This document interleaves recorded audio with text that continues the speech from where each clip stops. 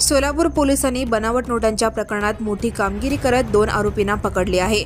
या प्रकरणी 1,10,500 रुपयांच्या बनावट नोटा जप्त करण्यात आल्या असून दोघांवर गुन्हा दाखल करण्यात आला आहे। या घटनेची अधिक माहिती अशी की दिनांक 6 मार्च 2026 रोजी हिंदू स्मशानभूमी अक्कलकोट रोड सोलापूर येथे आरोपी क्रमांक 1 राजू विश्वनाथ चोरमुले राहणार मुक्काम पोस्ट बाडी याने भारतीय चलनाच्या बनावट नोटा तयार करून किंवा कोठून तरी आणून दैनंदिन व्यवहारात लोकांना देऊन फसवणूक केली।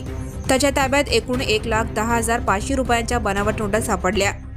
या नोटा त्याने आरोपी क्रमांक 2 अतुल भारत तावरे राहणार मुक्काम पोस्ट करकंबस सोलापूर याच्याकडून घेतला असल्याची कबुली त्याने दिली आहे। पोलिसांनी या नोटा खऱ्या असल्याचे भासून लोकांना फसवण्याचा प्रयत्न असल्याचे उघडकीस आणले। या प्रकरणाचा अधिक तपास उपनिरीक्षक पाटील करत आहेत।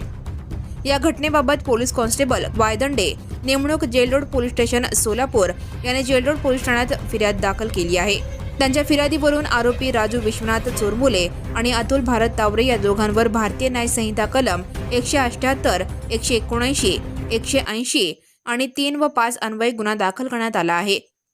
पोलिसांनी या प्रकरणात आणखी काही आरोपी असण्याची शक्यता व्यक्त केली असून तपास सुरू आहे।